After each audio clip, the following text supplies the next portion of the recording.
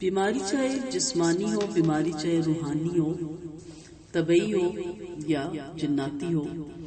ہر لحاظ سے سب سے زیادہ جو معاون چیز ہے وہ اس میں ہے قرآن پاک۔ بیماری میں قرآن پاک کی بہت تاثیر ہے، اس میں بارہا میں گاہ بگاہ لیکچرز کے دوران بھی بتا رہی ہوں،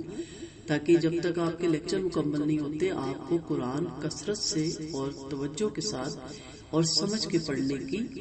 توفیق اللہ عطا فرمائے اور شوق ذوق عطا فرمائے۔ اللہ تعالیٰ قرآن مجید میں سورۃ بنی اسرائیل میں 82 آیت میں فرماتے ہیں،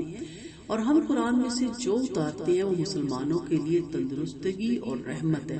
جبکہ کافروں کو اور زیادہ نقصان دیتا ہے۔ اللہ تبارک تعالیٰ اپنی کتاب قرآن کریم کے بارے میں فرماتے ہیں کہ یہ شفا ہے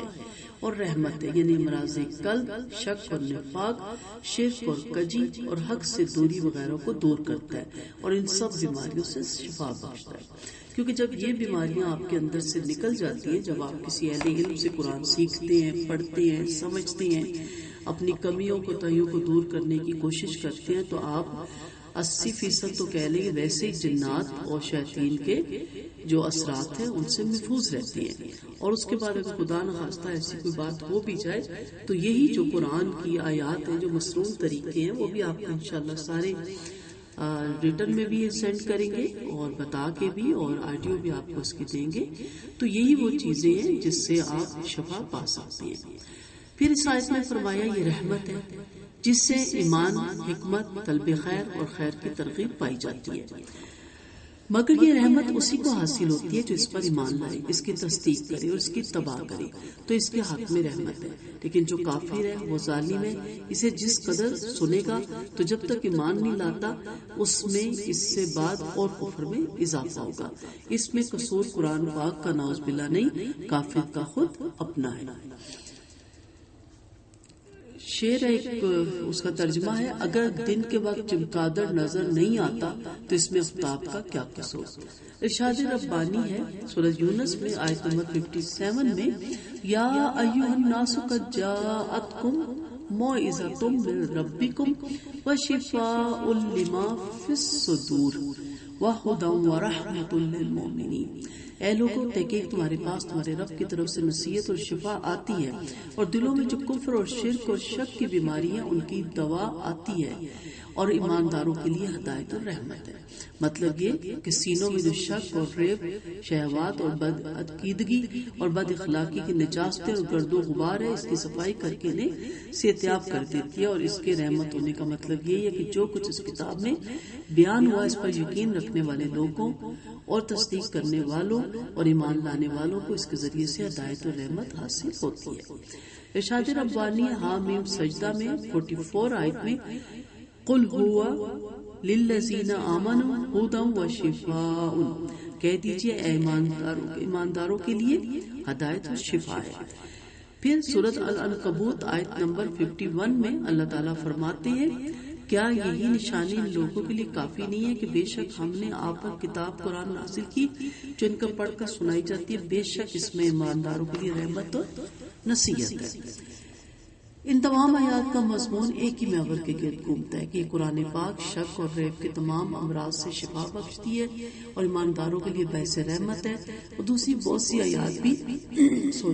اس کا مفہوم بیان کرتی ہے کہ قرآن پاک کی تلاوت کی فضیلت کیا ہے اور کثرت ذکر کی کیا تاثیر ہے۔ ارشاد ربانی ہے سورۃ رعد میں آیت نمبر 28 میں، الذین آمنوا وتطمئن قلوبهم بذکر اللہ، الا بذکر اللہ تطمئن القلوب، جو لوگ ایمان لائے اور ان کے دل اللہ کے ذکر کے ساتھ مطمئن ہوتے ہیں، خبردار اللہ تعالیٰ کے ذکر کے ساتھ ہی دل مطمئن ہوتے ہیں۔ اور ارشاد ربانی ہے سورۃ الاحزاب میں آیت نمبر 35 میں، والذاکرین اللہ کثیرا والذاکرات اعد لهم مغفرۃ واجرا عظیما۔ اللہ تعالیٰ کا ذکر سے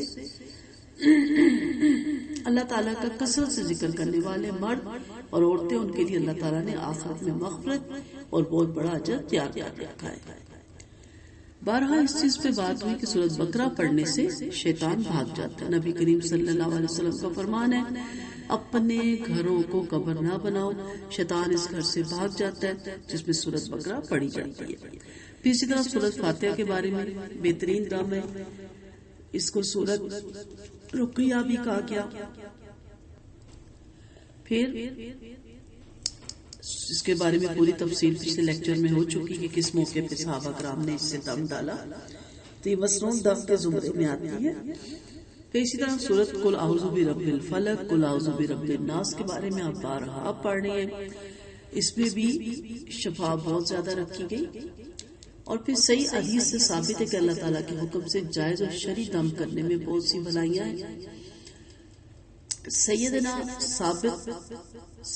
انس بن مالک رضی اللہ عنہ کے پاس گئے تو سید ثابت نے کہا ابو حمزہ حضرت انس رضی اللہ عنہ کی کنیت ہے، میں بیمار ہوں. سیدنا انس رضی اللہ عنہ نے کہا میں تم پر دم کرتا ہوں جو آپ صلی اللہ علیہ وسلم کو بتایا ہوا ہے. ثابت نے کہا ضرور کیجئے، تو انہوں نے کہا اللہم رب الناس مذہب الباس اشفی انت شافی لا شافی الا انت شفاء لا یغادر سقما. اے میرے اللہ، لوگوں کے رب، بیماری دور کرنے والے، شفا دے دے، تو ہی شفا دینے والا ہے، کوئی شفا دینے والا نہیں مگر تو ہی ہے. ایسی شفا دے کہ جو کسی بیماری کو باقی نہ چھوڑے. سیدنا جبیر اپنے باپ سے اور وہ عوف بن مالک اشجعی سے روایت کرتے ہیں کہ ہم دور جہالت میں دم کیا کرتے تھے. ہم نے آپ صلی اللہ علیہ وسلم سے دریافت کیا اللہ کے رسول اس بارے میں آپ کا کیا حکم ہے؟ تو آپ صلی اللہ علیہ وسلم نے فرمایا اپنے دم میرے سامنے پیش کرو، اور فرمایا اس دم میں کوئی حرج نہیں جس میں شرک نہ ہو. ابن قیم رحمت اللہ علیہ فرماتے ہیں قرآن پاک قلبی اور بدنی، دنیاوی اور اخروی تمام بیماریوں کے لیے شفائے کامل بن کر آیا ہے، مگر نہ تو ہر ایک اس سے شفائے طلبی کی اہلیت رکھتا ہے اور نہ اس سے ہر ایک کو شفائے طلبی کی توفیق ملتی ہے. تاہم یہ ضرور ہے کہ جب مریض اس کے ذریعے یقین اور ایمان اور قبولیت کی امید اور پختہ اعتقاد اور اس کی تمام شرائط پر کو پورے کرتے ہوئے علاج اور معالجہ کرے گا اور بیماری کے خلاف سے عمدہ طریقہ علاج کے طور پر اپناتا رہے گا تو بیماری اس کا مقابلہ کبھی نہیں کر سکے گی، آخر اس کے سامنے زیر ہوگی. اور یہ بیماریاں اس رب ارض و سما کے کلام کا مقابلہ کر بھی کیوں کر سکتی ہیں، جبکہ یہ وہ کلام ہے کہ اگر اللہ تعالیٰ اسے پہاڑوں پہ نازل فرماتے تو وہ پھٹ جاتا، اگر زمین پہ نازل کرتے تو کٹ جاتی. ہاں، امراض قلب و بدن میں سے کوئی بھی بیماری ایسی نہیں جس کے علاج کا طریقہ قرآن پاک نے نہ بتایا ہو اور اس کا سبب اور پرہیز بھی بیان نہ کیا ہو، لیکن اس کے لیے ہے جس کو اللہ تعالیٰ نے اپنی کتاب کے بارے میں فہم اور ادراک عطا کیا ہو. ارشاد ربانی ہے کیا ان لوگوں کے لیے یہ نشانی کافی نہیں ہے کہ ہم نے تجھ پر کتاب قرآن نازل کی جو ان کو پڑھ کر سنائی جاتی ہے؟ بے شک اس میں ایمانداروں کے لیے رحمت اور نصیحت ہے. لہذا جو قرآن پاک سے شفا حاصل نہ کرے تو اللہ تعالیٰ سے شفا ہی نہ دے، اور جسے قرآن کفایت نہ کرے اسے اللہ تعالیٰ کی کفایت نہ کرے، اسے اللہ بھی کفایت نہ کرے. یعنی کہنے کا مدعا یہ ہے کہ اگر آپ قرآن اس پہ ہی ایمان نہیں ہے، ہمارا ایمان کون سا ہے؟ لفظی مسلمان کے گھر سے پیدا ہوئے اس لیے ہمارے گھروں میں قرآن پڑھا جاتا ہے، اعتقادی بھی ہے لیکن فعلی نہیں ہے. ہماری ہاسپٹلس کے باہر لائنوں کے انبار لگ کے ہماری بیماریاں، ہمارے ٹیسٹ ان لمیٹڈ ہیں اور روحانی بیماریاں بھی بہت زیادہ ہو گئی ہیں اور اس کے بھی بہت سے مراکز کھل گئے ہیں اور روحانی بیماریوں کی علاج مصنون طریقے سے بھی ہو رہے ہیں، غیر مصنون طریقے سے بھی ہو رہے ہیں، اس پہ بھی بات کریں گے. لیکن جو چیز جس میں ہمیشہ میری زندگی کا جو مقصد ہے وہ یہی ہے کہ آپ خود قرآن پڑھیں ترجمے اور تفسیر کے ساتھ، اس کے مفہوم کے ساتھ، اور اس پہ عمل کریں تو آپ کو بہت سی 90% ان چیزوں سے آپ بچے رہیں گے. باقی 10% جو اللہ کا حکم ہے، تقدیر الہی ہے، آپ کی آزمائش ہے، آپ کے گناہوں کی کفارہ ہے، ابداع کی درجات کی بلندی ہے. صحابہ بھی بیمار ہوئے، پیغمبروں پہ بھی بیماریاں آئیں، تو وہ پھر آپ کو نقصان دینے کے بجائے آپ کے لیے فائدہ مند ہو جاتی ہیں وہ چیزیں. ان میں بھی آپ انہی کو پڑھتے رہتے ہیں. بہت سے ایسے واقعات ہیں وقت نہیں ہوتا کہ آپ کو سناؤں تو آپ حیران ہو جائیں کہ ذکر الہی اور قرآن پڑھنے والے کو وہی بیماری آرام سے اس میں سے گزر گئی اور وہ بھی اس میں سے گزر گیا، جبکہ اسی بیماری کی تکلیف ایک دوسرے بندے کو اتنی شدید ہوتی ہے کہ اس کو چیخو پکار سے دل دہل جاتا ہے اور وہ عذاب میں مبتلا رہتا ہے اور اس میں سے نکلتا بھی نہیں۔ تو اس لیے آپ جو بھی میڈیسن، جو بھی پینے والی میڈیسن ہے، کھانے والی میڈیسن ہے، آپ اس پہ سورۃ فاتحہ کا دم 5 دفعہ یا 7 دفعہ کر لیا کریں۔ اور اسی طرح جیسے میں نے میرے کچھ لیکچرز میں بھی ہے کہ آپ جتنی دیر پانی ڈالتے ہیں اتنی دیر میں بھی آپ 3 دفعہ سورۃ فاتحہ آسانی سے پڑھ سکتی ہیں، اور پھر بسم اللہ الرحمن الرحیم بھی کثرت سے گھر میں اس کو رواج دیں، ہر کوئی اس کو ضرور پڑھا کرے۔ اور اسی طرح سلام کو بھی کثرت سے رواج دیں، اور سورۃ بقرہ اگر آپ قرآن ریگولر پڑھتے ہیں تو کہا بگا آپ کے گھر میں یہ چلتی ہی رہتی ہے، ورنہ ادروائز آپ ریکارڈنگ کر کے بھی اس کو چلا سکتے ہیں۔ مسنون دم آپ کو ایک سینڈ کر دیا گیا ہے، دوسرا بھی آپ کو ساتھ ساتھ سینڈ کیا جائے گا۔ اللہ تعالیٰ ہمیں توفیق دے کہ ہم قرآن کو سمجھیں اور اس کے مطابق زندگی گزاریں۔ قرآن کو اگر آپ نے اپنے اوپر نافذ کر لیا عملی طور پہ تو یہ تمام شیاطین، یہ تمام جو اثرات ہے یہ آپ سے دور بھاگیں گے، اور پھر انسان